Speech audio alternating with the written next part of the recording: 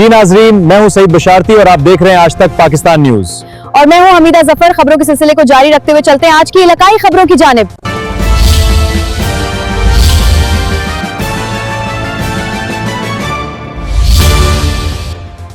जी अस्सलाम वालेकुम नाजरीन, मैं हूं आपका मेजबान शमाउन जट। जिस तरह आपको पता है कि मेरे पास 4-5 टीवी चैनल है। As a bureau chief designation Faisalabad में काम कर रहा हूं। मेरा दफ्तर है, मैं तमाम आज नाजरीन को आगाह करता चलूं, मेरा दफ्तर है फैक्ट्री एरिया लालमहल चौक में। नाजरीन, एक बहुत बड़ा सानिया हुआ है। जिस तरह कि आपको पता है शमाउन जट वही वीडियो लेके आता है, हक और सच के हकायक को जान के फिर वीडियो लेके आता है। मेरी बहुत अजीज है, एक हमारे मोअज़्ज़िज़ है मेरे भाई और मेरी बहन। मेरा कैमरा अगर दिखा सके, मैं इस वक्त आपसे मुखातब हूँ। तो ये बयान रिकॉर्ड करवाने का मकसद ये है, सूद माफिया खोर के खिलाफ आरपीओ सकेरा साहब ने बहुत बड़ी कंपेन शुरू की है, जिसको मद्देनजर रखते हुए एक हमारी बहन आज हमारे दफ्तर में आई है, जिसने अपनी बेटी की शादी के लिए एक सूद माफिया से थोड़ा सा सूद लिया या कर्जा लिया था, उसको उतार दिया गया। लेकिन उसको धमकियां मेजा हो रही हैं। उसके बयान हम सुनेंगे, बयाना सुनेंगे, क्योंकि हम लंबी वीडियो नहीं बनाते, क्योंकि इस वक्त आवाम के पास इतना टाइम नहीं होता। मैं अपनी बहन से थोड़ा सा मुखातब हूँगा और सवाल जवाब पूछूंगा और नाज़रीन को बताऊंगा।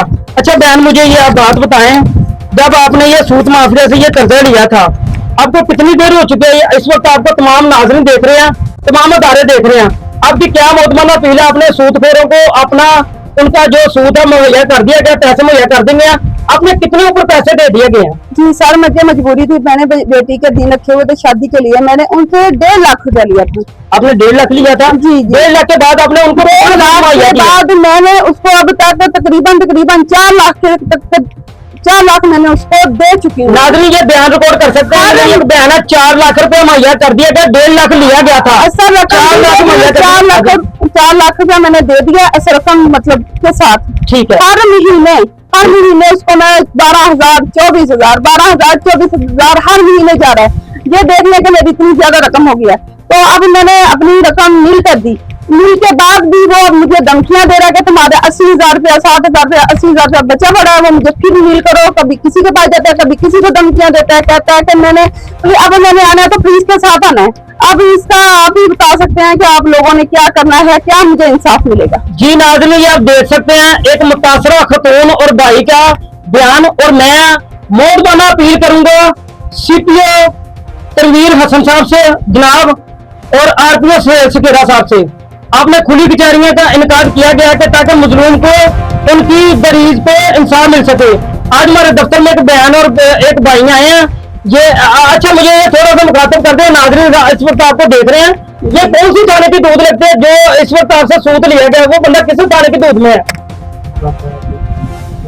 थोड़ा सा पहुंची बजे आप बताएं, कौन सा थाना आपको लगता है? नहीं, आप किस इस बारे में मतलब हम दूध में तो लगता है वाला बनता है। आपने पैसे किसे दूध में लिए थे? खुडराले के। जी नाज़रीन, थाना खुडराले की दूध लगता है। ये लाठियां वाले में एक बंदा है जिसने पैसे लिए गए थे। इस वक्त आप किस वक्त किस थाने की दूध में रह रहे हैं? थाना समनाबाद की दूध। हाँ जी, समनाबाद की दूध। थाना समनाबाद की दूध में रह रहे हैं।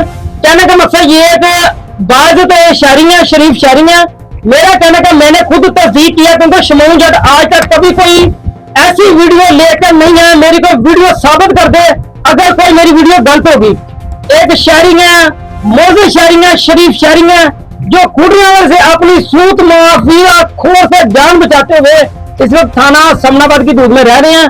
लेकिन उनके पीछे सूद माफिया खोर इस तरह लगा हुआ है, जिस तरह दिल नहीं चाहती किसी दीवार को, वो उनको धमकियां दे रही है। मैं आज का मेरा व्लॉग है सीपीओ तनवीर हसन साहब के लिए, आरपीओ सकेरा के लिए, सीसीडी के लिए। इतने दायरे मरियम नवाज शरीफ साहब ने बनाए गए, लेकिन फिर भी अवाम को धमकियां क्यों दी जाती हैं? एक वक्त था, मैंने खुद देखा अपनी सहाफत में, अगर किसी को कोई धमकी देता था, टेलीग्राफ 25 का पर्चा उस वक्त दर्ज कर देता था एसएचओ। अभी इसमें एसएचओ किधर सो गए हैं? एसएचओ के क्या हाथ बांधे गए हैं? ये किसने बांधे हैं? ये बहुत बड़ा हमारे लिए सवालिया निशान है और बहुत बड़ी हथकड़ी है। अब देखना यह है कि इन नाजरीन को कब तक इंसाफ मिलता है। इनकी जुबानी सुनेंगे। अभी आप पहला बताएं आप आरपीओ साहब इस वक्त आपको देख रहे हैं, आप क्या मुतालबा करती हैं? मुतालबा यही करती हूँ कि मुझे इंसाफ मिले, ये इन फजूल लोगों से मेरी जान छूट जाए। भाई आपके देखें, आप इस वक्त मियां बीवी हमारे दफ्तर में मौजूद हैं, जी। आप बताएं आप क्या मुतालबा चाहते हैं कि आपको इंसाफ मिले? बिल्कुल इंसाफ मिले, सारी जान साढ़े बहुत तंग हो रहे हैं। जी नाज़रीन, इनकी बकौल आप सुन सकते हैं, क्योंकि आजकल जो दौर चल रहा है, लोग जो है कि इस वक्त पैसे की हवस ने इनका बेड़ा गर्क कर दिया हुआ है, इनको धमकियां आ रही हैं, इनको पता नहीं क्या क्या हो रहा है, सूत माफिया बहुत बेलगाम हो चुका है। मैं मोटबाना अपील करूंगा आरपीओ साहब से, सीसीडी से, कि इनको इंसाफ मिला जाए ताकि मजलूम शहरी अपनी शरीफी से जिंदगी गुजर सके। जी।